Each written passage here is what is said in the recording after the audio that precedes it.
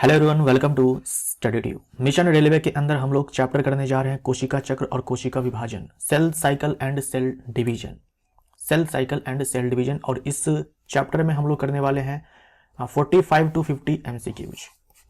इतने सवालों में आपका ये पूरा चैप्टर कंप्लीट हो जाएगा। कोशिका चक्र और कोशिका विभाजन ये बायो का एक टफ चैप्टर है और आपके एग्जाम में इस चैप्टर से सवाल आते हैं तो बहुत ही आसान आते हैं, लेकिन मैं आपको पूरा करवाऊंगा डिटेल में, सब कुछ मैं आपको बताऊंगा ताकि हार्ड से हार्ड सवाल भी आए तो आप उसको आसानी से कर लें और पूरा चैप्टर आपको अच्छे से समझ में आ जाएगा। मैं इस तरीके से आपको बता दूंगा, ठीक है। लेकिन इस पूरे चैप्टर को हम लोग दो पार्ट्स में करने वाले हैं। ये सेट 1 है और आज के इस सेट 1 में हम लोग समसूत्री विभाजन को कंप्लीट करेंगे, यानी कि माइटोसिस को हम लोग कंप्लीट करेंगे। जो अगला सेट 2 होगा उसमें हम लोग मियोसिस को कंप्लीट करेंगे।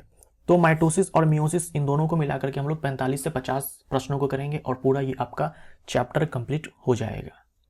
माइटोसिस में क्या होता है पहले आप ये जान लो थोड़ा सा, ताकि समझने में समझाने में आसानी हो। माइटोसिस को हिंदी में समसूत्री विभाजन बोलते हैं। समसूत्री विभाजन, समसूत्री विभाजन है ना, समसूत्री विभाजन। और इसको बोलते हैं अर्धसूत्री विभाजन। अर्धसूत्री विभाजन, समसूत्री विभाजन, अर्धसूत्री विभाजन। आज का जो सेट 1 है ये समसूत्री विभाजन के ऊपर है, लेकिन इन दोनों में जो इंपॉर्टेंट डिफरेंस है उसको हम लोग यहां पर देख लेते हैं पहले। जैसे मान लीजिए कि एक कोशिका है, इसमें 46 क्रोमोसोम्स हैं। कोशिका में नाभिक होता है, नाभिक में क्रोमोसोम्स होते हैं। तो मान लीजिए मनुष्य की एक कोशिका है जिसके नाभिक में 46 क्रोमोसोम्स है। अब देखो यहां पर समसूत्री विभाजन है तो इसका मतलब समझ में आता है कि यह विभाजित हो जाएगी कोशिका। समसूत्री विभाजन में क्या होता है कि एक कोशिका दो कोशिका में विभाजित होती है। ये जनक कोशिका है और इसे बोलते हैं संतति कोशिका। तो विभाजन का तो सीधा सा मतलब है कि कोशिका जो है विभाजित हो जाएगी, है ना, कोशिका विभाजित हो जाएगी। समसूत्री का मतलब क्या होता है? समान गुणसूत्र। समान गुणसूत्र विभाजित होने के बाद जो संतति कोशिका बनेगी उसमें गुणसूत्र की संख्या समान रहेगी जो जनक कोशिका में थी, यानी इसमें भी 46 होंगे और इनमें भी 46 होंगे। यह समसूत्री विभाजन में होता है। अर्धसूत्री विभाजन में क्या होगा? जैसे मान लीजिए कि ये एक कोशिका है, इसमें 46 क्रोमोसोम्स थे। इसमें विभाजन के 2 राउंड्स चलते हैं।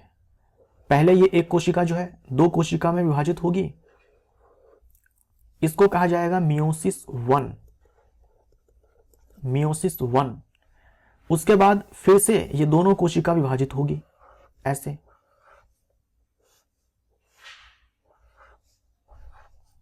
और इसे बोलते हैं मियोसिस 2।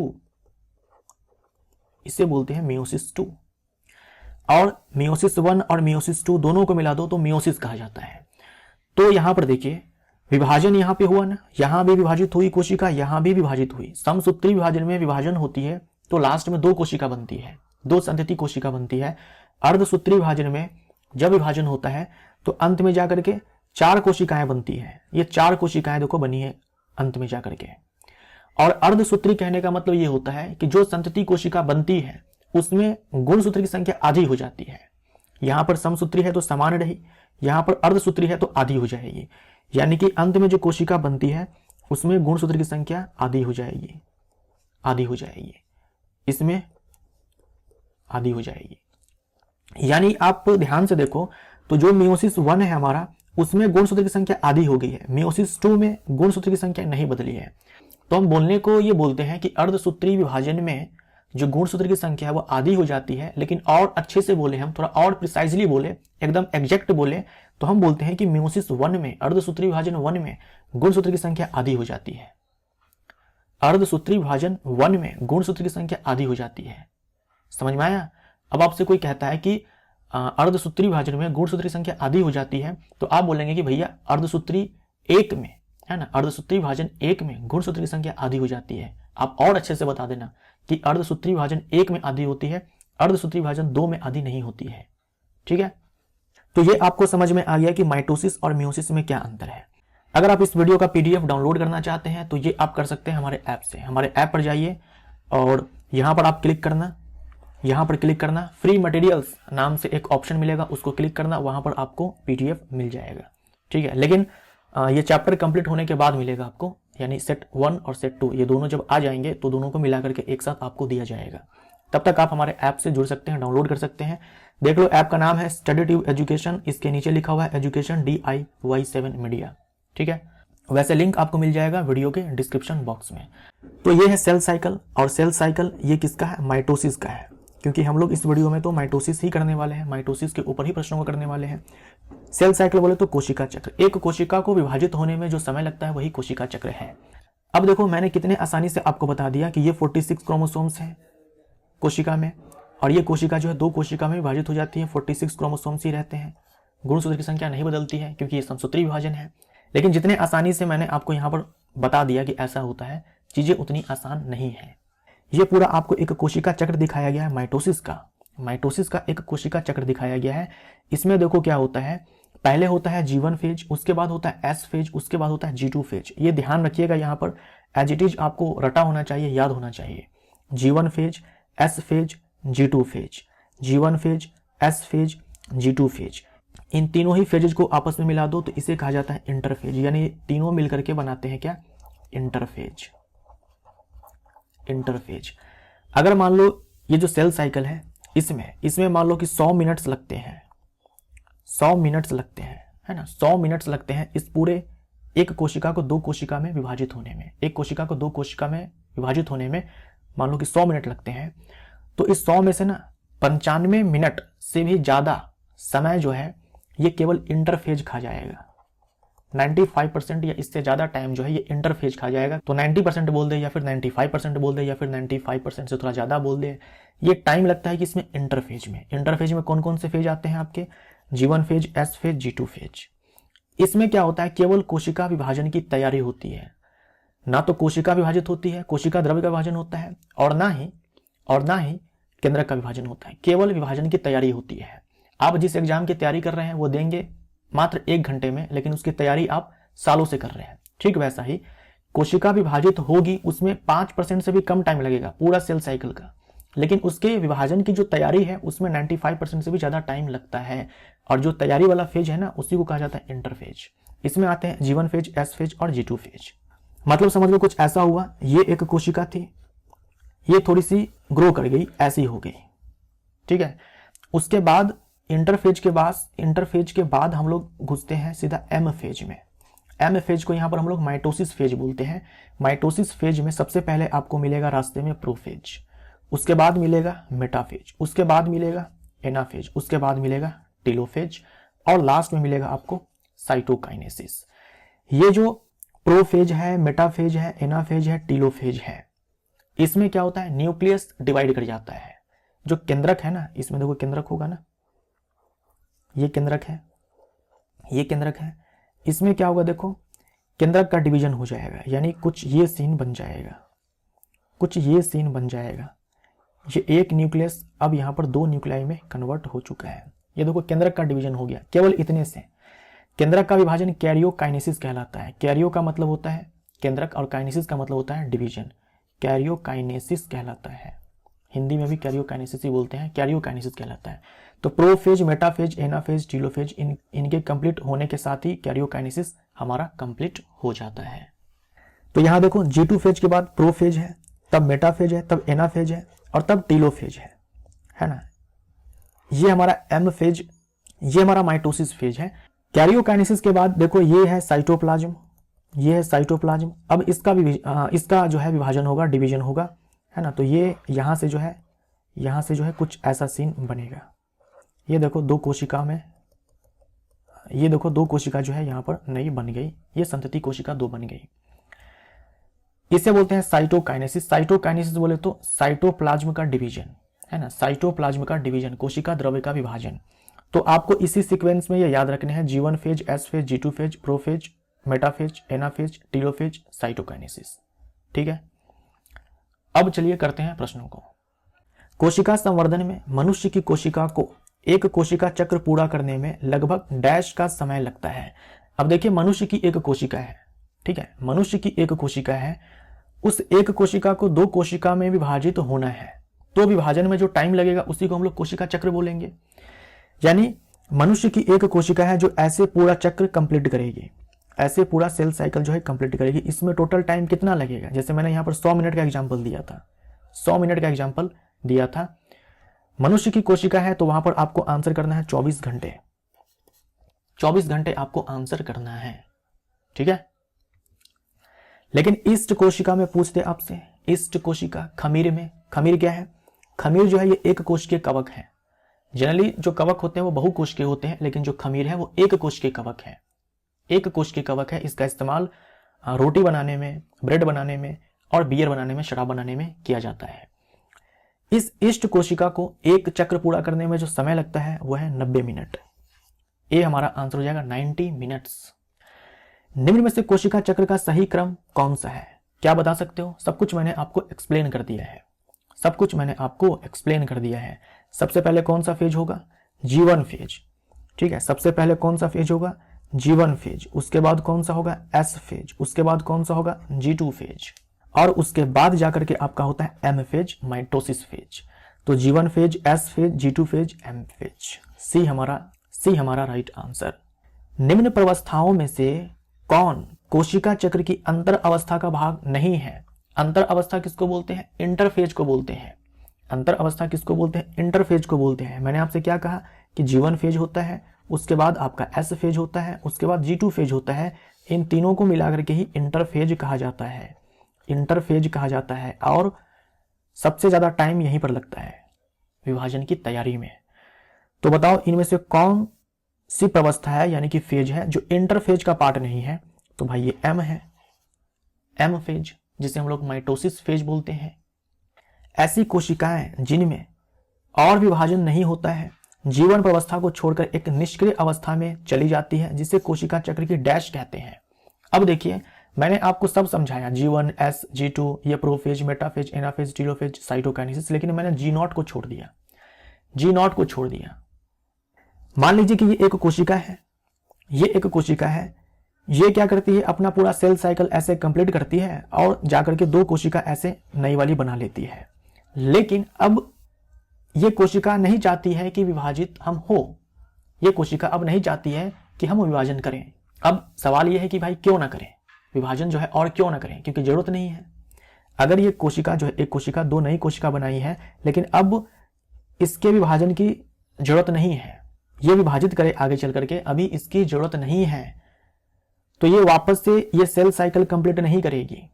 तो ये जो कोशिकाएं हैं दोनों, ये सेल साइकिल को कंप्लीट नहीं करेगी क्योंकि इसको विभाजित नहीं होना है। जब जरूरत पड़ेगा तो कर लेंगे। अगर विभाजित नहीं होनी है तो आप इस जीवन में एंटर ही नहीं करेंगे। आप क्या करेंगे? जैसे ही नई कोशिका बनी ना, G0 में घुस जाओ। ये दोनों जो है चली जाती है G0 फेज में। जो G0 फेज है ये इनएक्टिव फेज होता है, निष्क्रिय फेज है, निष्क्रिय अवस्था है, इनएक्टिव फेज। अब इनएक्टिव फेज कहने का ये बिल्कुल भी मतलब नहीं है कि कोशिका जो है ये काम नहीं कर रही है, ये मर गई है। मरी नहीं है, ये जीवित है, ये लिविंग है, लेकिन इनएक्टिव है। इनएक्टिव इस सेंस में कि ये अभी विभाजित नहीं करेगी। मेटाबॉलिकली ये एक्टिव है, इनमें रिएक्शंस हो रहे हैं, ये लिविंग है, लेकिन इनएक्टिव है इस सेंस में कि ये अभी विभाजित नहीं होगी। जैसे हमारे बॉडी में जो न्यूरॉन्स हैं, हमारे बॉडी में जो न्यूरॉन्स हैं, हमारे बॉडी में जो हार्ट सेल्स हैं, ये विभाजित नहीं होते हैं कभी भी। अगर किसी कारणवश आपके बॉडी से मान लो 100 न्यूरॉन्स खत्म हो गए तो खत्म हो गए, वो नई जो है नहीं बनेंगे। जैसे जो हमारी त्वचा है, त्वचा की जो कोशिका है वो जब छिल जाती है, मान लो आपने दीवार पे जानबूझ करके रगड़ दिया तो छिल गई त्वचा की कोशिका, वहां की कोशिका कुछ मर गई, तो वहां पर कुछ दिन के बाद नई त्वचा बन जाती है ना। कैसे बन जाती है? माइटोसिस से। जो अगल बगल की कोशिका होती है वो G0 फेज में होती है, लेकिन जैसे वहां पर त्वचा कुछ छिलती है, कुछ कोशिका मरती है, तो अब उस जगह पे नई कोशिका बनानी है, नई त्वचा बनानी है, तो कैसे बनेगी? माइटोसिस के जरिए कोशिका विभाजन करना होगा। तो जो अभी तक जो त्वचा की कोशिका थी, जो विभाजित नहीं हो रही थी, वो घुस जाएगी कहाँ? G0 फेज, G1 फेज में। G0 से निकल करके G1 फेज में। मान लीजिए ना कि यही त्वचा की कोशिका है, यही त्वचा की कोशिका है, यही त्वचा की कोशिका है। जब त्वचा छिली थी ना, तब जितने पार्ट में त्वचा जो छिली हुई थी उसके अगल बगल में मान लो कि ये एक कोशिका थी और ये पहले G0 फेज में थी। एग्जाम्पल के तौर पर मान लो कि G0 फेज में थी, ये G0 फेज में थी, लेकिन त्वचा के छिलने के बाद जो है ये कूद गई जी नॉट से जीवन में, जी नॉट से जीवन में, जैसे ही जीवन में आएगी ना, अब इसको पूरा साइकिल कंप्लीट करना पड़ेगा। तो ये पूरा साइकिल जो है कंप्लीट करके नई कोशिका बनाएगी।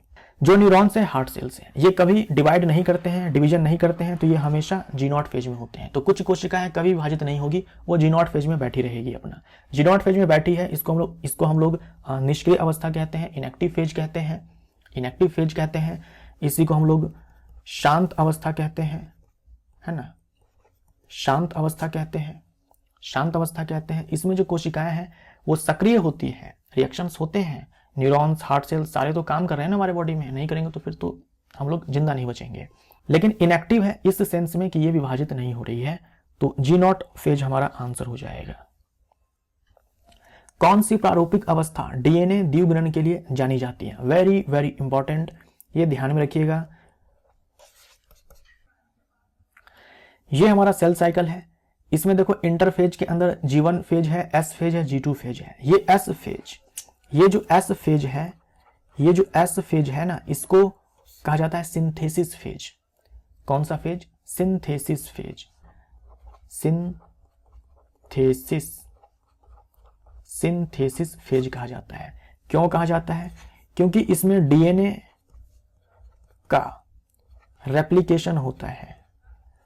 रेप्लिकेशन बोले तो कॉपी बनता है, रेप्लिकेशन बोले तो कॉपी बनता है। डीएनए का क्या होता है कि रेप्लिकेशन होता है।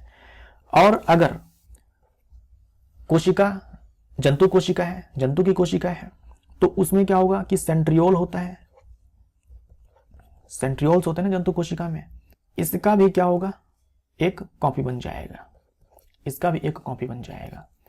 ये दोनों काम होते हैं किसमें? एस फेज में। ये इंपॉर्टेंट है, ये ध्यान में रखिएगा। एस फेज से सवाल आएगा तो इन्हीं 2 पॉइंट से आएगा कि डीएनए का कॉपी बन जाता है, डीएनए का जो अमाउंट होगा डबल हो जाएगा, है ना, डीएनए का अमाउंट डबल हो जाएगा। जैसे मान लीजिए कि ये नाभिक है, नाभिक में क्या है कि मान लीजिए कि ये डीएनए है ना, ये डीएनए है, ये मैंने डीएनए बना दिया कि नाभिक में ये सारे डीएनए है। तो एस फेज में क्या होगा, इसी का क्या होगा, एक कॉपी बन जाएगा। एस फेज में इसी का एक कॉपी बन जाएगा। देखो कॉपी बन गया एस फेज में। और अगर जंतु कोशिका है, जंतु कोशिका है, तो मान लीजिए कि साइटोप्लाज्म है, ये साइटोप्लाज्म है, ये सेल मेम्ब्रेन है, कोशिका झिल्ली है। तो इसी में क्या है कि सेंट्रियोल होता है, सेंट्रोसोम होता है जो कि सेंट्रियोल से बनता है। ये पहले एक सेंट्रियोल था ना, इसी फेज में क्या होगा कि इसका भी एक कॉपी बन जाएगा, इसका भी एक कॉपी बन जाएगा।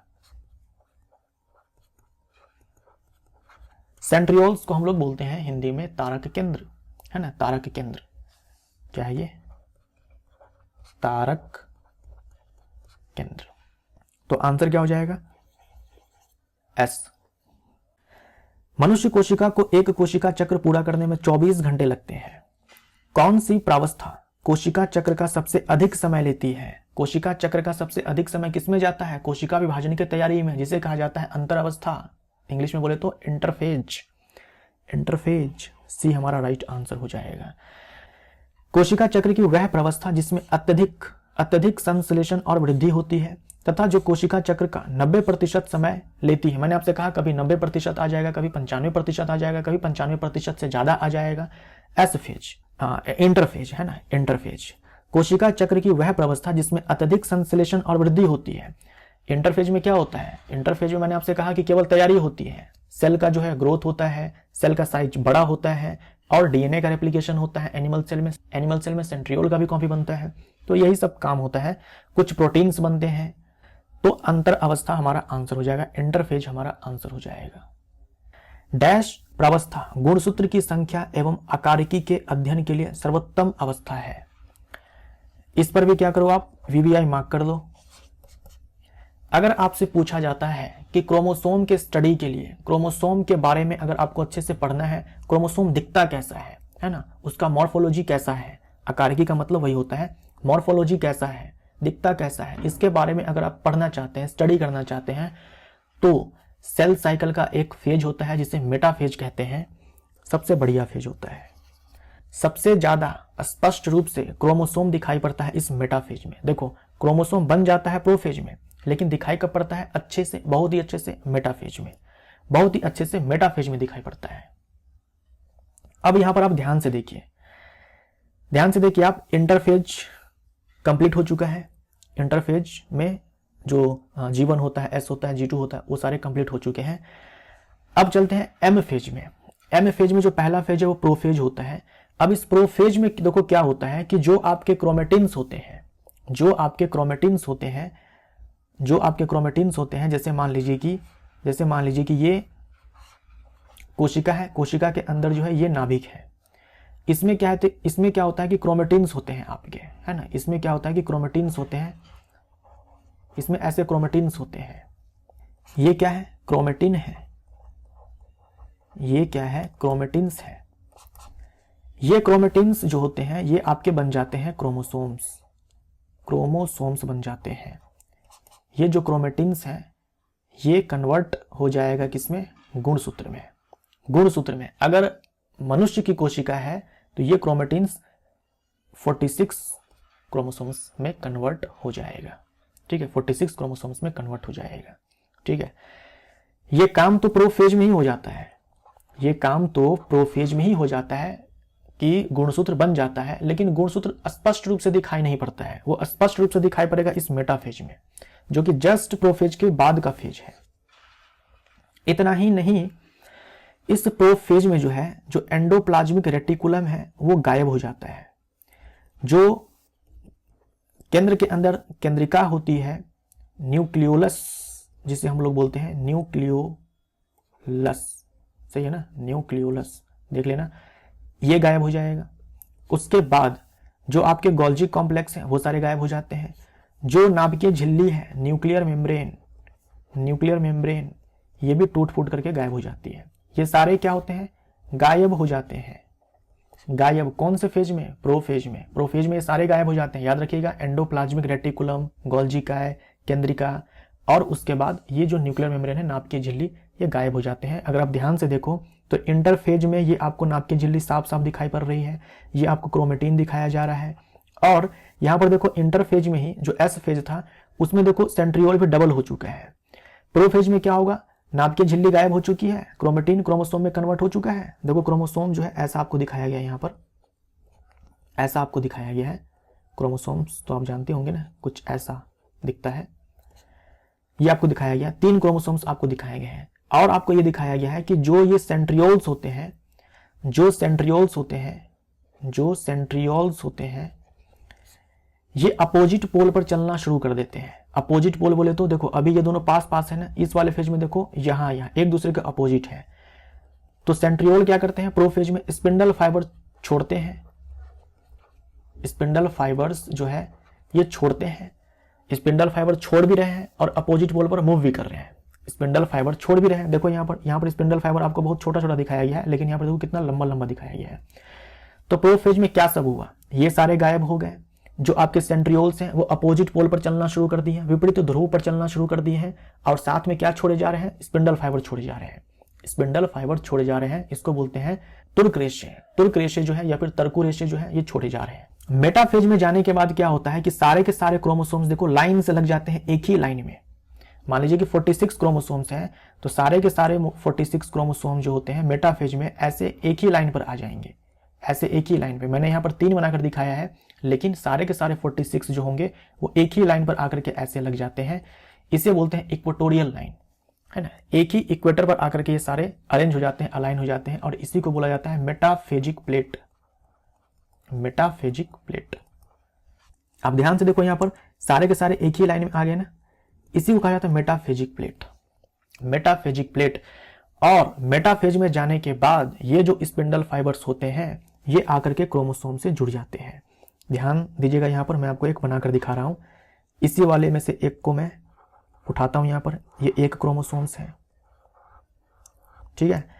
ये देखो सेंट्रियोल है, जो 2 कॉपी बना था वो अपोजिट पोल पर पहुंच चुके हैं।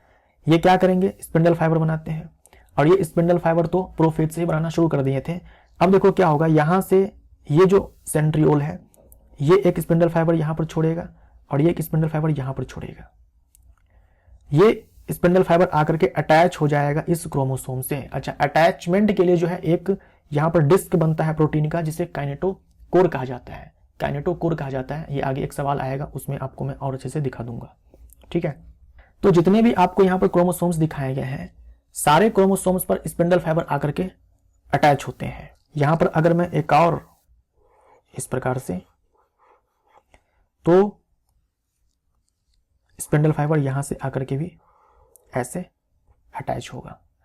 तो ये स्पिंडल फाइबर्स जो है आकर के अटैच हो जाते हैं आपके क्रोमोसोम से, और दोनों साइड से स्पिंडल फाइबर जो है क्रोमोसोम्स को खींचते हैं अपनी अपनी ओर, और इस तरीके से आकर के सारे जो है एक साथ अलाइन हो जाते हैं, एक लाइन में आ जाते हैं एक साथ। इसे मेटाफेजिक प्लेट कहते हैं, इसे मेटाफेजिक प्लेट कहते हैं।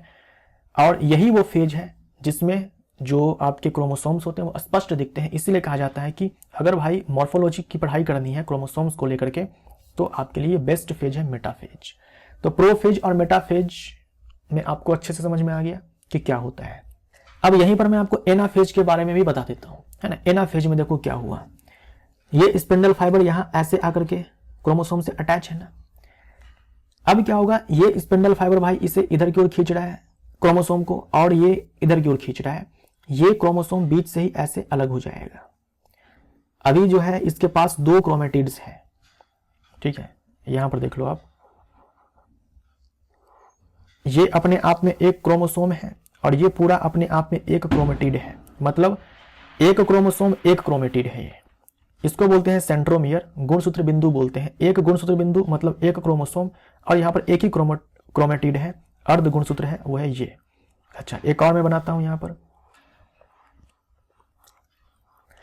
पर देखो एक ही गुणसूत्र बिंदु है, मतलब अभी भी ये एक ही क्रोमोसोम्स है, अभी भी एक ही क्रोमोसोम है, लेकिन इस बार 2 क्रोमेटिड्स हैं, एक ये और जो दूसरा क्रोमेटिड है वो ये है। तो यहां पर जो भी आपको क्रोमोसोम्स दिखाए गए हैं उनमें 2 क्रोमेटिड्स हैं। तो एनाफेज में क्या होगा ना कि इस वाले एक क्रोमोसोम में मान लो 46 क्रोमोसोम्स हैं, तो सारे में क्या है कि 2 क्रोमेटिड्स हैं। वो दोनों क्रोमेटिड्स अलग हो जाएंगे, सेंट्रोमियर टूट जाएगा। मतलब अब क्या होगा, यहां पर कुछ ये हाल हो जाएगा, है ना। ये मेटाफेजिक प्लेट था ना, ये हो जाएगा, कुछ ये हाल हो जाएगा। ये स्पिंडल फाइबर है, समझ में आया। ये एक क्रोमेटिड, ये दूसरा वाला क्रोमेटिड, ये दोनों अलग हो जाते हैं किसमें, एनाफेज में। देखो आपको दिखाया गया है एनाफेज में ये अलग हो गए हैं, दोनों के दोनों क्रोमेटिड्स अलग हो गए हैं।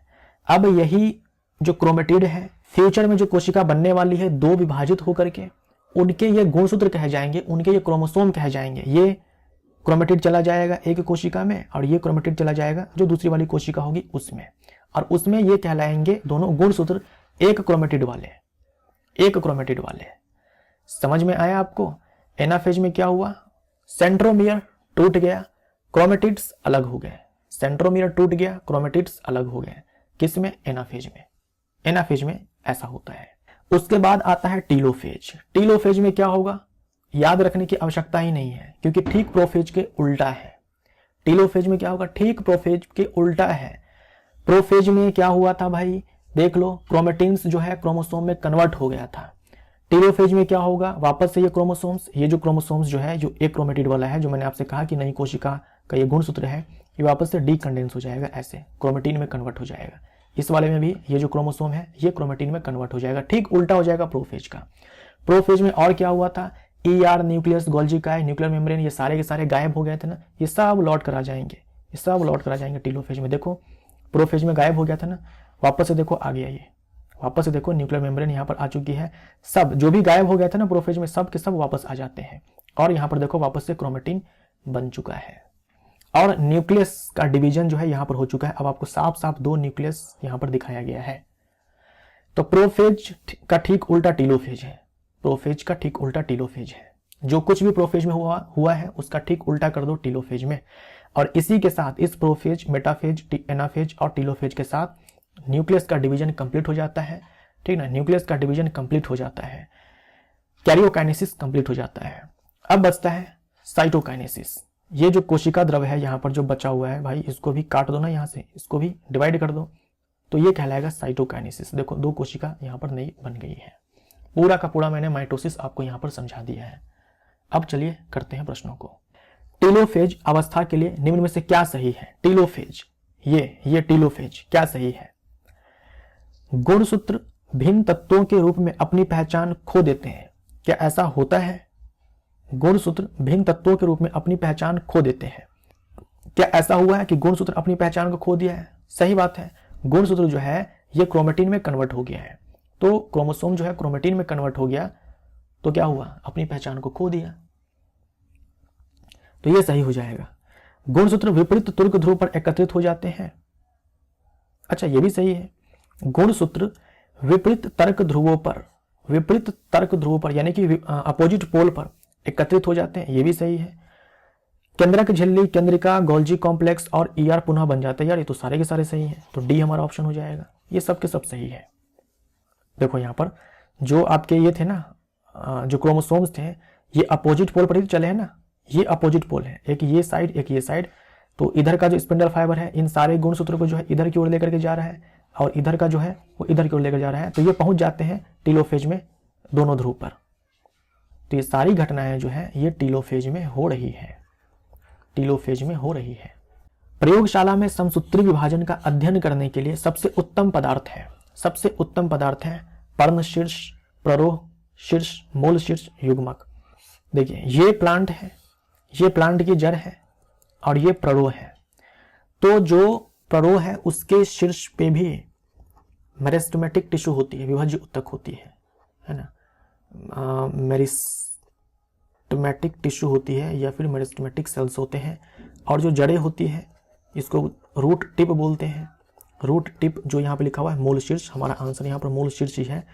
यहाँ पर भी क्या है कि मेरिस्टेमेटिक टिश्यू होती है, मेरिस्टेमेटिक टिश्यू होती है जो कि सेल से बनते हैं, मेरिस्टेमेटिक सेल्स होते हैं। और इनका खासियत क्या है कि ये डिवाइड करते हैं। ये क्या करते हैं? डिवाइड करते हैं। ये डिवाइड करते हैं। इनका खासियत क्या है कि डिवाइड करते हैं। और जब तक प्लांट जिंदा है तब तक ये डिवाइड करते हैं। यही कारण है कि प्लांट जो है जीवन भर वृद्धि करते हैं। जब तक प्लांट जिंदा है तब तक ये वृद्धि करते ही रहते हैं, ग्रो करते रहते हैं। इनकी लंबाई बढ़ती रहती है, चाहे भले ही कम बढ़े लेकिन बढ़ती रहती है। इनके पीछे जिम्मेवार कौन है? यही मेरिस्टेमेटिक सेल्स जो है जिम्मेवार है। ठीक है, लेकिन हमें माइटोसिस को अच्छे से पढ़ना है। तो इन दोनों में से भी हमें अगर चूज करना हो तो हम लोग रूट टिप को चूज करते हैं। ये रूट टिप है और ये शूट टिप है। शूट बोले तो जो एरियल पार्ट है, जो मिट्टी के ऊपर वाला पार्ट होता है, यानी ये सारे जो है आपके शूट कहे जाते हैं। शूट टिप मतलब ये। कौन सा प्लांट लिया जाता है माइटोसिस को अच्छे से स्टडी करने के लिए? तो सबसे ज्यादा लिया जाता है ओनियन, है ना। ओनियन, प्याज की जो जड़ें होती है और उस जड़ की जो शीर्ष होती है वहां से कोशिका को लिया जाता है और माइटोसिस उसमें देखा जाता है। मेरिस्टेमेटिक सेल्स मतलब विभाज्य उत्तक की कोशिका, है ना। मेरिस्टेमेटिक सेल्स मतलब विभाज्य उत्तक की कोशिका। समसूत्री तर्क मुख्य रूप से डैश प्रोटीन के बने होते हैं। समसूत्री तर्क बोले तो माइटोटिक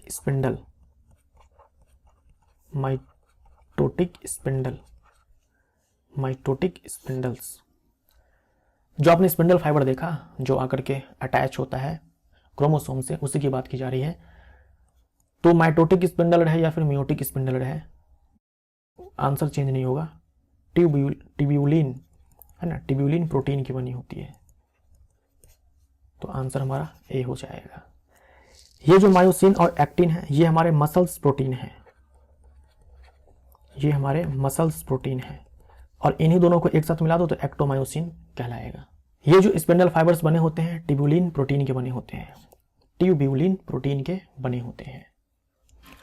निम्न में से किसमें माइक्रोट्यूब्यूल अनुपस्थित होते हैं? ये जो माइक्रोट्यूब्यूल है ये भी ट्यूब्यूलिन प्रोटीन से बनी हुई स्ट्रक्चर होती है। ट्यूब्यूलिन प्रोटीन से बनी हुई संरचना होती है। और ये जो माइक्रोट्यूब्यूल है ये आपको मिल जाएगा फ्लैजला में। फ्लैजला की मदद से कोशिकाएं जो होती है वो चलती है। तर्क तंतु में, स्पिंडल फाइबर्स में जो हम लोग ने देखा अभी, और सेंट्रियोल में जो केवल जंतु कोशिका में उपस्थित होता है। तो इन सारे में जो है माइक्रोट्यूब्यूल्स होते हैं जो कि बने होते हैं ट्यूब्यूलिन प्रोटीन से। माइटोकॉन्ड्रिया में नहीं मिलेगा तो ए हमारा आंसर। कोशिका विभाजन के दौरान तर्क तंतु यानी कि स्पिंडल फाइबर्स संघनित हो रहे गुणसूत्र के एक विशिष्ट क्षेत्र पर जाकर के जुड़ते हैं। इस क्षेत्र को कहते हैं देखिए यहाँ पर ये जो स्पिंडल फाइबर्स हैं, ये जो स्पिंडल फाइबर्स हैं, ये क्रोमोसोम से जाकर के जुड़ते हैं, लेकिन क्रोमोसोम पे एक स्पेशल जगह होता है जहां पर जाकर के ये जुड़ते हैं, उसी के बारे में मैं आपको यहाँ पर बता रहा हूँ। देखो ये मैंने सेंट्रोमियर बना दिया और यहाँ पर मैं बना रहा हूँ क्रोमोसोम्स जिनके पास 2 क्रोमेटिड्स हैं, जिनके पास क्या है कि 2 क्रोमेटिड्स हैं। ये मैंने बना दिया 2 क्रोमेटिड वाला क्रोमोसोम। ये 2 क्रोमेटिड कौन कौन से हैं? एक तो ये है आपका, ठीक है, और दूसरा ये है।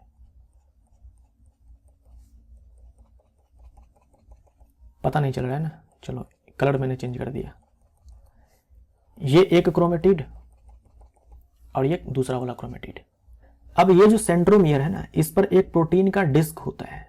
इस पर क्या है कि प्रोटीन का एक डिस्क होता है, प्रोटीन का डिस्क होता है। ये क्या है? Protein disc, protein disc. इसको ना काइनेटोकोर कहा जाता है, काइनेटोकोर कहा जाता है। काइनेटोकोर हमारा आंसर हो जाएगा। और ये जो आपका सेंट्रियोल था, जो कि स्पिंडल फाइबर ये बना रहे थे, ये आकर के इसी काइनेटोकोर से जुड़ते हैं, काइनेटोकोर से जुड़ते हैं, जो कि प्रोटीन डिस्क है सेंट्रोमियर पर। सेंट्रोमियर यानी कि गुणसूत्र बिंदु, क्रोमेटिड यानी कि अर्ध गुणसूत्र, और क्रोमोसोम यानी कि गुणसूत्र। अच्छा यहां पर देखो मैं बार बार ऐसे बना रहा हूं सेंट्रियोल। ये देखो 2 सेंट्रियोल हैं, ये 2 सेंट्रियोल हैं जो कि बेलनाकार होते हैं, सिलेंड्रिकल होते हैं, एक दूसरे के साथ लंबवत होते हैं, और इसके चारों तरफ भी कुछ पदार्थ मौजूद होता है। तो इसके चारों तरफ जो पदार्थ मौजूद है, इसके चारों तरफ जो भी पदार्थ मौजूद है, और ये जो सेंट्रियोल है, ये सब मिल करके ही कहलाते हैं आपका सेंट्रोसोम, सेंट्रोसोम। तो अब आप ये नहीं बोलेंगे कि स्पिंडल फाइबर क्रोमोसोम से आकर के जुड़ता है, आप बोलेंगे कि स्पिंडल फाइबर जो है ये क्रोमोसोम के सेंट्रोमियर पर जो काइनेटोकोर होता है उससे आकर के अटैच होता है, ठीक है। तो काइनेटोकोर हमारा आंसर हो जाएगा। समसूत्रण की किस प्रावस्था को केंद्रक परिवर्तन के परिप्रेक्ष्य में प्रोफेज का व्युत्क्रम माना जाता है? सवाल आपसे यह कह रहा है कि समसूत्री विभाजन की किस अवस्था को प्रोफेज का उल्टा माना जाता है? प्रोफेज का उल्टा कौन है? टीलोफेज है, ये मैं आपको बता ही चुका हूं। जंतु कोशिका में कोशिका द्रव्य विभाजन डैश विधि द्वारा डैश दिशा में होता है, जबकि पादप कोशिका में यह डैश विधि द्वारा डैश दिशा में होता है। जब आपका इंटरफेज कंप्लीट हो जाता है, उसके बाद प्रोफेज, मेटाफेज, एनाफेज, टीलोफेज ये सारे कंप्लीट हो जाते हैं, तो केंद्र का विभाजन हो जाता है। अब बारी आती है साइटोकाइनेसिस यानी कि कोशिका द्रव्य का विभाजन। कोशिका द्रव्य का जो विभाजन है ये प्लांट और एनिमल सेल के अंदर जो है कुछ अलग तरीके से होता है। जैसे यहाँ देखो ये एक एनिमल सेल है, एनिमल सेल में देखो कैरियोकाइनेसिस वाला काम हो चुका है, केंद्रक का विभाजन जो है हो चुका है, 2 केंद्रक का निर्माण हो चुका है, लेकिन कोशिका अभी एक ही है, अभी साइटोप्लाज्म का डिवीजन नहीं हुआ है, कोशिका द्रव्य का विभाजन नहीं हुआ है। तो इसमें क्या होता है जंतु कोशिका के इसमें कि खांच बनता है। ये जो आपको दिखाया गया इसे फॉरो बोलते हैं, खांच बोलते हैं। ये खांच जो है, ये खांच दोनों साइड से जो है गहरा होता चला जाता है ना। ये खांच इधर से थोड़ा गहरा होगा, थोड़ा इधर से गहरा होगा, थोड़ा और इधर से गहरा होगा, थोड़ा और इधर से गहरा होगा, और फाइनली सेंटर में जाकर के दोनों एंड जो है मिल जाते हैं। और इस तरीके से जो है कोशिका द्रव्य का विभाजन हो जाता है और 2 नई कोशिका संतति कोशिका बन जाती है। तो इसमें क्या हुआ? खांच के जरिए हुआ है ना। हमसे पहले पूछा जंतु कोशिका में, तो खांच के जरिए हुआ है, तो ये दोनों ऑप्शंस आपके कट जाते हैं। कोशिका पट्टिका खांच के जरिए हुआ है, और देखो आप तो केंद्र की ओर हुआ है ना। खांच जो है केंद्र की ओर बढ़ते गया, कोशिका द्रव्य में केंद्र की ओर बढ़ते गया, और दोनों तरफ से खांच जो है मिल गई, तो खांच अभिकेंद्री, ये हमारा आंसर हो जाएगा। प्लांट सेल में देखो क्या होता है, प्लांट सेल में जो है सेल वॉल होती है जो कि रिजिड होती है, तो ये खांच बनने नहीं देगी, ये कोशिका भित्ति जो है खांच बनने नहीं देगी। तो इसमें क्या होता है? सेल प्लेट होता है। इसमें क्या होता है कि सेल प्लेट होता है, साइटोप्लाज्म में पहले से सेल प्लेट होता है ना, सेल प्लेट होता है। ये सेल प्लेट जो है ये केंद्र से दूर जो पहले से कोशिका भित्ति है, इधर की ओर ये सेल प्लेट जो है ये ग्रो करता चला जाता है। ये जो सेल प्लेट है ये दोनों तरफ से जो है ऐसे, मान लो पहले ये सेल प्लेट जो है ये केंद्र में था, अब क्या होगा? इधर और इधर दोनों साइड से जो सेल प्लेट है ग्रो करेगा, और पहले से जो कोशिका भित्ति है उससे जाकर के ये मिल जाएगा, ठीक है। तो कुछ इस प्रकार से इसमें होता है। तो इसमें क्या है कि केंद्र से दूर जो है ग्रोथ हो रही है। तो इसे कहते हैं कोशिका पट्टिका, सेल प्लेट बोले तो कोशिका पट्टिका, और अपिकेंद्री, तो बी हमारा आंसर हो जाएगा।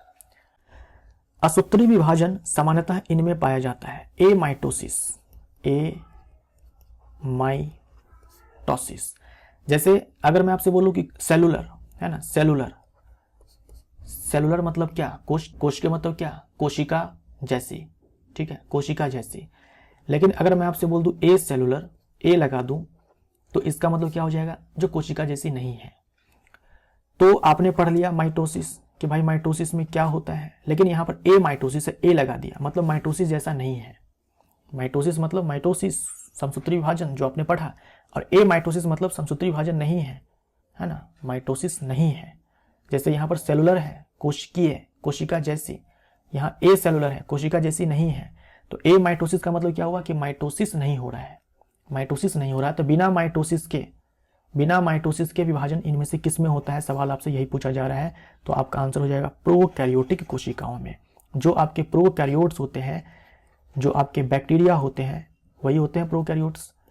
इनमें क्या होता है, एक बैक्टीरिया सीधा दो बैक्टीरिया में डिवाइड कर जाते हैं, वहां पर ना तो माइटोसिस होता है ना ही मियोसिस होता है। समसूत्री विभाजन, अर्धसूत्री विभाजन, ये सब प्रोकैरियोटिक कोशिकाओं में नहीं देखा जाता है।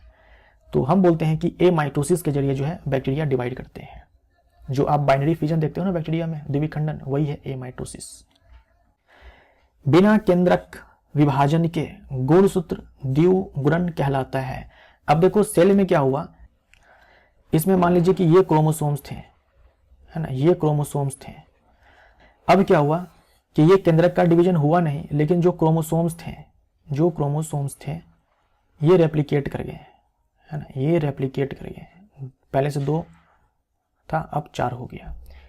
इसको बोलते हैं अंतः समसूत्री विभाजन, एंडोमाइटोसिस। डी हमारा आंसर हो जाएगा।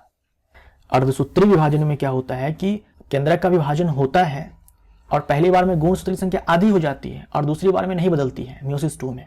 समसूत्री में क्या होता है, केंद्रक का विभाजन होता है और गुणसूत्र की संख्या नहीं बदलती है, लेकिन यहाँ केंद्रक का विभाजन भी नहीं हुआ और गुणसूत्र की संख्या डबल होगी पहले से। इसे कहा जाता है एंडोमाइटोसिस। एंडोमाइटोसिस अंतः समसूत्री विभाजन। ये क्या है, यह है आपका लटाई। लटाई का इस्तेमाल हम क्यों करते हैं, ताकि जो बहुत सारे हमारे पास धागे होते हैं उसको अच्छे से एक जगह पर हम लपेट सके, कम से कम जगह पर लपेट सके। जो बहुत सारे धागे होते हैं, अगर मान लो लटाई ना हो तो ये धागे बहुत ज़्यादा स्पेस लेंगे और ये उलझ भी जाएंगे। तो हम लोग क्या करते हैं कि लटाई का इस्तेमाल करते हैं। लटाई का इस्तेमाल नहीं भी करते हैं तो हम क्या करते हैं, सीधा सा क्या करते हैं कि एक ऐसे लकड़ी का कोई टुकड़ा उठाते हैं और इस पर जो है हम लोग धागे को लपेट देते हैं। इससे फायदा ये होता है कि कम से कम एरिया में जो है हम ज़्यादा से ज़्यादा धागा को लपेट पाते हैं। अगर हम ऐसा करते हैं तो ये होता है कि नहीं होता है, कम जगह में हम ज़्यादा से ज़्यादा धागा क्या करते हैं, लपेट लेते हैं। ठीक ऐसे ही जो आपका डीएनए होता है ये भी धागा ही है, ये भी जो है धागा ही है, ये भी स्ट्रैंड ही है, ये भी क्या है, स्ट्रैंड ही है। डीएनए भी अपने आप में क्या है कि धागा ही है, स्ट्रैंड ही है, कुछ ऐसा ही है।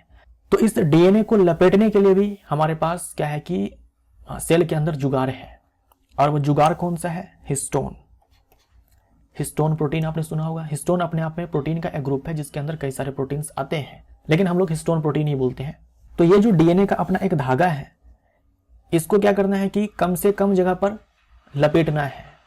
ये क्या करे कि कंडेंस हो जाए कम से कम जगह पे। तो देखो ऐसे ही हिस्टोन प्रोटीन पर ये ऐसे लिपट जाते हैं, देखो आपको दिखाया गया है, ये हिस्टोन प्रोटीन पर देखो ऐसे लिपट गया, ऐसे लिपट गया। हिस्टोन प्रोटीन पर लिपटने के बाद जो संरचना हमें दिखाई पड़ती है उसे हम लोग न्यूक्लियोसोम कहते हैं, न्यूक्लियोसोम कहते हैं। तो डीएनए जाकर के किस पर लिपटता है, हिस्टोन प्रोटीन पर लिपटता है। कुछ नॉन हिस्टोन प्रोटीन्स भी होते हैं, है ना। डीएनए जो है जाकर के लिपट गया किस पर, हिस्टोन प्रोटीन पर, तब जो संरचना बनी उससे हम लोगों ने न्यूक्लियोसोम कहा। तो ये आपका डीएनए है जो कि हिस्टोन प्रोटीन पर लिपट गया। लिपटने के बाद देखो ये आपका क्रोमेटीन बन गया, ये आपका क्रोमेटीन बन गया, और फिर क्रोमेटीन जो है ये प्रोफेज में जाकर के क्रोमोसोम बन जाता है। अगर कोशिका विभाजित नहीं हो रही होती है तो आपका ये डीएनए जो है ये कंडेंस होकर के क्रोमेटीन के फॉर्म में होता है, लेकिन जब कोशिका विभाजन का टाइम आता है तो प्रोफेज में जाकर के यही क्रोमेटीन जो है क्रोमोसोम में कन्वर्ट हो जाता है। अब ये सारे आपको जो है क्रोमोसोम्स दिखाए गए हैं, ये सारे जो है आपको क्रोमोसोम्स दिखाए गए हैं जो कि अलग अलग टाइप के हैं। एक है मेटासेंट्रिक, जिसमें क्या है कि ये जो सेंट्रोमियर है ये बीच में होंगे, यानी जो क्रोमेटिड्स होंगे आपके ये समान लंबाई के होंगे। ये क्रोमेटिड की ये जो भुजा है और ये जो भुजा है ये समान लंबाई की है। ये जो भुजा है ये जो भुजा है ये समान लंबाई की है। एक चीज और आप ध्यान में रखिएगा कि ये जो क्रोमेटिड है ना, ये एक, ये दो, ये पूरा एक क्रोमेटिड, ये दूसरा वाला क्रोमेटिड, ये दोनों एक ही क्रोमोसोम के दोनों क्रोमेटिड्स हैं। ये दोनों जो है एक ही क्रोमोसोम के क्रोमेटिड्स है ना, एक ही क्रोमोसोम के हैं, दोनों एक ही सेंट्रोमियर से अटैच्ड हैं, तो इसे कहा जाता है सिस्टर क्रोमेटिड्स। सिस्टर क्रोमेटिड्स संतति अर्ध गुणसूत्र कहते हैं। लेकिन इतने पार्ट को हम लोग आर्म बोलते हैं। ये आर्म है, ये आर्म है, ये भी आर्म है, ये भी आर्म है। दो अर्ध गुणसूत्र हैं, दोनों अर्ध गुणसूत्र एक ही गुणसूत्र के हैं, एक ही क्रोमोसोम के हैं, तो ये कहलाएंगे सिस्टर क्रोमेटिड्स। तो अगर मेटासेंट्रिक क्रोमोसोम है तो जो ये आर्म्स होते हैं ये आपके इक्वल लेंथ के होते हैं, है ना, इक्वल लेंथ के होते हैं। यहां पर देखो तो सेंट्रोमियर थोड़ा सा ऊपर खिसक गया है, तो ये जो आर्म है ये छोटा है और ये जो है ये बड़ा है, तो इसे कहेंगे सब सेंट्रिक। सेंट्रोमियर और ऊपर खिसका दो तो अब ये और छोटा आर्म है, ये बड़ा आर्म है, तो एक आर्म बहुत छोटा, दूसरा आर्म बहुत बड़ा, इसे बोलते हैं एक्रोसेंट्रिक। और एकदम एंड पर पहुंच जाए, एकदम एंड पर पहुंच जाए ये सेंट्रोमियर, तो इसे कहते हैं टीलोसेंट्रिक। ये जो क्रोमोसोम है ये आपको नहीं दिखेगा ह्यूमंस के अंदर, मनुष्यों के अंदर जो है ये वाला क्रोमोसोम नहीं दिखेगा। एक दो मैंने इसको 3 नाम दे दिया। अब ये 3 और 2 ये दोनों भी क्या है कि क्रोमेटिड्स हैं, लेकिन ये दोनों अलग अलग क्रोमोसोम के क्रोमेटिड्स हैं, तो इसे कहेंगे नॉन सिस्टर क्रोमेटिड्स। ये दोनों बहनें नहीं हैं, नॉन सिस्टर है ये। समझ में आया? तो ये सारे टाइप्स हैं जो लिखे हुए हैं, इसको मैंने यहां पर लिख दिया हुआ है। अब ये लास्ट स्लाइड है इस वीडियो का, इसके बाद हम लोग इस वीडियो को खत्म करेंगे। लेकिन जाने से पहले कुछ इंपॉर्टेंट चीज है जो मैं आपको बताते जाना चाहता हूं, ये काम आएगा अगले वाले सेट के लिए, सेट नंबर 2 के लिए। तो आप अच्छे से अभी समझ लो ताकि अगले वाले सेट में हम लोग आसानी से आगे बढ़ सके फटाफट से। मनुष्यों की जो कोशिका होती है उसमें 46 क्रोमोसोम्स होते हैं ना, 46 क्रोमोसोम्स होते हैं। और इसी को क्या है कि कभी कभी आप बोलते हो कि 23 पेयर होते हैं, 23 जोड़े होते हैं, है ना, 23 पेयर्स होते हैं। देखो आपको दिखाया गया है मनुष्यों के अंदर जो 46 गुणसूत्र होते हैं, 46 क्रोमोसोम्स होते हैं, ये आपको यहां पर दिखाया गया है। देखो 1 2 3 4 5 6 इस तरीके से नंबरिंग किया गया है 23 तक, 23 तक। अगर आप लड़की है तो आपके अंदर जो 23वां जो 23rd पेयर है, यानी कि जो 45th एंड 46th क्रोमोसोम है ये XX है। अगर आप लड़का है तो आप में जो 23rd पेयर है वो है XY। तो इस तरीके से जो आपको 46 गुणसूत्र दिखाए गए हैं, 46 गुणसूत्र दिखाए गए हैं। और अब ध्यान से देखो तो प्रत्येक पेयर में जो आने वाले 2 क्रोमोसोम्स हैं वो एक जैसे दिख रहे हैं। दिख रहे हैं या नहीं दिख रहे हैं? एक जैसे दिख रहे हैं या नहीं दिख रहे हैं? यहां पर आप देखो तो दोनों क्रोमोसोम्स एक जैसे दिख रहे हैं लगभग। यहां पर देखो तो एक जैसे दिख रहे हैं, यहां पर देखो तो एक जैसे दिख रहे हैं, यहां पर देखो तो एक जैसे दिख रहे हैं, लगभग एक जैसे दिख रहे हैं, लगभग आइडेंटिकल लेंथ के हैं, समान लंबाई के हैं, लगभग जो है समान लंबाई के हैं, समान दिखते हैं। और इतना ही नहीं, जो जीन इस वाले क्रोमोसोम पर जिस ऑर्डर में अरेंज्ड है वही जीन इस वाले क्रोमोसोम पर उसी ऑर्डर में अरेंज्ड होते हैं। जैसे मान लो इस वाले में सबसे ऊपर वाला जो जीन है वो हमारे लंबाई को कंट्रोल कर रहा है, तो यहां भी सबसे ऊपर वाला जो जीन होगा ये भी हमारे लंबाई को ही कंट्रोल करेगा। मान लीजिए इसके बाद जो दूसरे नंबर का जीन है ये हमारे त्वचा के रंग को कंट्रोल कर रहा है, तो इसमें भी जो दूसरे नंबर का जीन होगा वो हमारे त्वचा के रंग को ही कंट्रोल करेगा। मान लीजिए तीसरे नंबर पर जो जीन है ये हमारे आंख उसके रंग को कंट्रोल कर रहा है, तो यहां पर भी जो तीसरे नंबर का जीन होगा वो हमारे, तो इसे बोलते हैं हम लोग समजात गुणसूत्र। प्रत्येक पेयर में ये दोनों आपस में समजात गुणसूत्र, ये दोनों आपस में समजात गुणसूत्र, ये दोनों आपस में समजात गुणसूत्र, ये दोनों आपस में समजात गुणसूत्र। तो जो भी आप पेयर में 2 क्रोमोसोम्स देख रहे हैं ये दोनों आपस में कहलाते हैं होमोलोगस क्रोमोसोम्स। क्या कहलाते हैं? होमोलोगस क्रोमोसोम्स, समजात गुणसूत्र, होमोलोगस क्रोमोसोम्स, समजात गुणसूत्र। जो समजात गुणसूत्र होते हैं वो समान लंबाई के होते हैं, मॉर्फोलॉजी उनकी सेम होती है, यानी कि दिखने में वो सेम होते हैं, लगभग सेम होते हैं और लगभग समान लंबाई के होते हैं। ये आप यहां पर देख भी सकते हो। तो ये आपने समझा होमोलोगस क्रोमोसोम के बारे में कि लगभग समान लंबाई के होते हैं, दिखने में एक जैसे होते हैं और दोनों ही समजात गुणसूत्र पर जो है सेम जीन होते हैं, सेम ऑर्डर में होते हैं। अब जो भी होमोलोगस पेयर है, जो भी होमोलोगस पेयर है जिनमें 2 हमारे समजात गुणसूत्र आ रहे हैं, उनमें से एक आता है हमारे मदर साइड से एक आता है हमारे मदर साइड से और दूसरा आता है फादर साइड से। इनमें भी एक मदर साइड से और दूसरा फादर साइड से। इनमें भी एक मदर साइड से दूसरा फादर साइड से। इनमें भी एक मदर साइड से दूसरा फादर साइड से। समझ में आया? मदर साइड से फादर साइड से, मदर साइड से फादर साइड से, सारे पेयर में यही चीज होगा कि एक मदर साइड से दूसरा फादर साइड से। जो शुक्राणु है उसमें 23 क्रोमोसोम्स होते हैं, मियोसिस से बनता है। जो आपके अंडाणु होते हैं, जो अंडाणु होते हैं, ओवम होते हैं, उनमें भी 23 क्रोमोसोम्स होते हैं, मियोसिस से बनते हैं। फिर क्या होता है, ये दोनों आपस में फ्यूज होते हैं। ये फादर के साइड से होता है, ये मदर के साइड से होता है। फिर इन दोनों में फ्यूजन होता है। शुक्राणु और अंडाणु ये आपस में फ्यूज करते हैं और आपके बनते हैं ये 23 मिलाकर के 23 पेयर बनता है। ये 23 पेयर बनता है। इसी 23 में से एक क्रोमोसोम ये है और इसी 23 में से एक क्रोमोसोम ये है। जो भी क्रोमोसोम जो है फादर साइड से मिल रहा है उसी का एक कॉपी जो है मदर साइड से भी मिलता है और वही दोनों मिल करके पेयर बनाते हैं और जो कहलाते हैं आपके होमोलोगस क्रोमोसोम्स। ये 22 पेयर तक जो है ये कहे जाते हैं ऑटोसोम्स, है ना, ऑटोसोम्स। और जो 23वां पेयर है वो कहलाते हैं सेक्स क्रोमोसोम्स। जो 23वां पेयर है ना, 23rd पेयर जो होता है उसे कहा जाता है सेक्स क्रोमोसोम्स, क्योंकि जो 23rd पेयर है वही डिसाइड करता है कि जो बच्चा जन्म लेगा वो लड़का होगा या लड़की होगी।